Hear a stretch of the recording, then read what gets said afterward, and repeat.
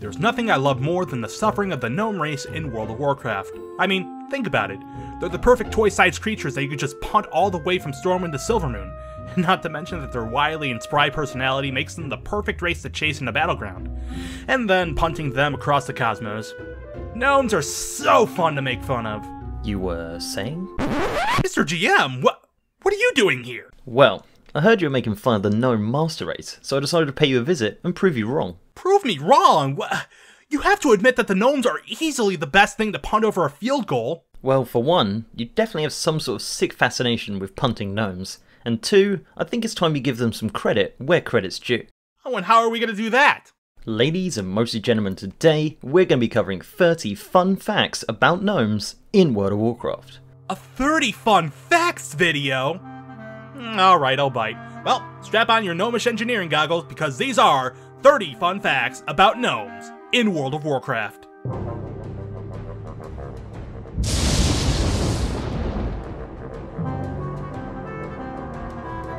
Hi there! Gnomes are the descendants of the Mecha-Gnomes, which are the titanic creations afflicted with the Curse of Flesh. Mecha-Gnomes were created by Titan Watcher Mimiron as caretakers/servants to the Watchers. The gnomish capital of Gnomergon was built several years before their involvement during the Second War. The dwarves, impressed by their quick-wittedness and ingenuity, helped with the construction of their city. The first recorded appearance of a gnome was one named Indus, a female gnome who served in the Council of Tirisfal 2600 years before the First War. The Alliance were introduced to new and powerful technology during the Second War, thanks to the gnomes. Gyrocopters and many other gnomish inventions were counterpart to the technology goblins supplied the Orcish Horde, and it might have sparked an ongoing battle between goblins and gnomes. Goblins and gnomes! Goblins and gnomes! While the gnomes helped the Alliance win the Second War, they were absent during the Third War. This was because gnomes were experiencing some trouble on the home front. Trogs had invaded Gnomergon, erupting from the earth and wiping out about 80% of their race.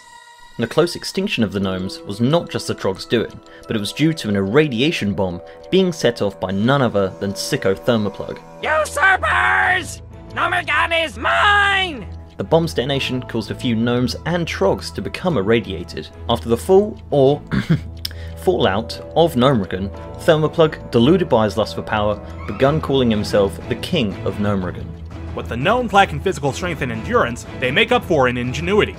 Throughout their history, the gnomes have studied the arts of escape and conflict, which gives their racial ability escape artists some usefulness. Interspecies marriage is a rare occurrence in the world of Azeroth, but we see the exception between two NPCs in the game, Marvin Wobblesprocket and his wife, Tamara, who is a human. You'll be able to find both NPCs at the River's Heart in Sholazar Basin. Being a neighbour to the dwarves is a big plus, because in the Cataclysm there was a quest where the gnomes had to brew their own beer, the Gnoma Brew, and according to the quest giver, it's her personal favourite. Along with the trolls, goblins, and worgens, the gnomes have yet to appear in a World of Warcraft intro cinematic, but in the Broken Shore Alliance in-game cinematic, we see Geblan Mekator completely obliterating a Fell Lord in one shot, and we also see a male gnome as the main character for Blizzard's Warlords of Draenor character boost trailer, as well as the Legion character boost trailer. Speaking of Blizzard-made cinematics, did you know that the gnomes once had their own news network, the Gnomergon News Network? Yep, they were awarded with the best show, starting with a Silent Letter Award both in 2004 and in 2006. Magni Bronzebeard put Gelban Mekatork in charge of building the railway system that would connect Ironforge and Stormwind together. To this day, we know it now as the Deep Run Tram.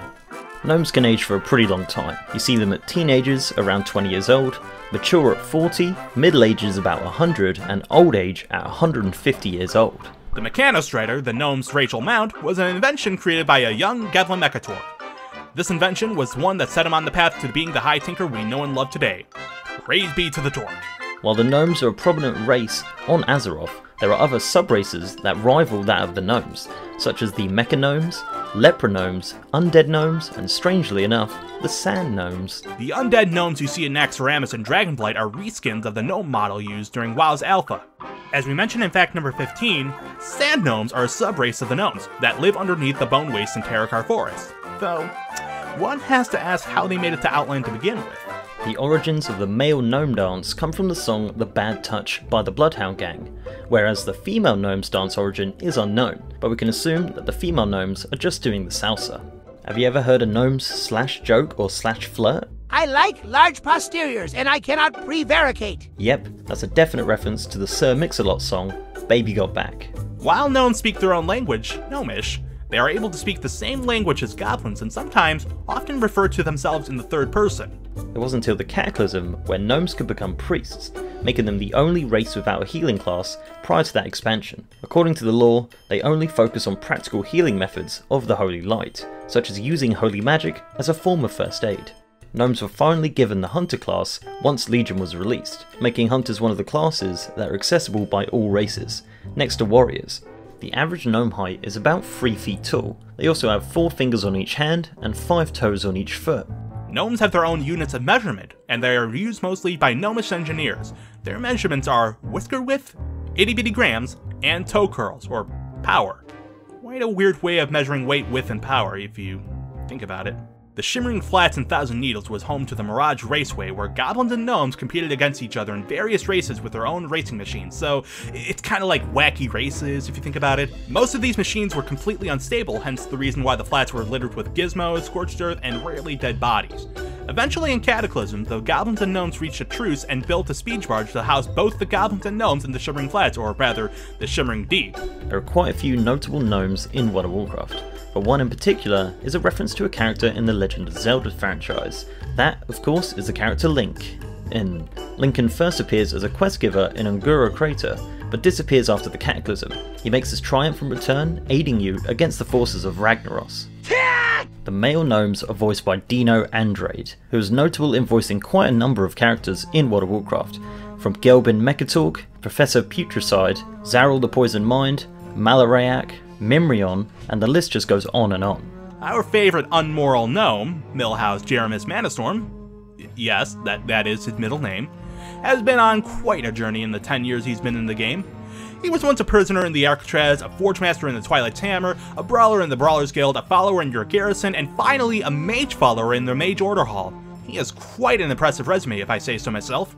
In order to become a gnomish engineer, you need to build the following: 7 Minifilled tubes, 2 advanced test dummies, and an accurate scope. Before patch 3.1, you were given a Gnome Engineer membership card, which had to be renewed every 14 days for 2 gold. Before Cataclysm, gnomes started in the same area as the dwarves, Coldridge Valley, but since their assault on Gnomeregan, they now begin in the ruined city as irradiated gnomes, but as they progress through the starting area, they are cleaned up and ready to take on the world by storm. Well, that about covers it. Thank you guys so much for joining me in this video, and a huge special shout out to MrGM for helping me with these facts.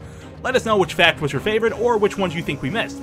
So yeah, I guess I'll see you guys in the next video. Peace!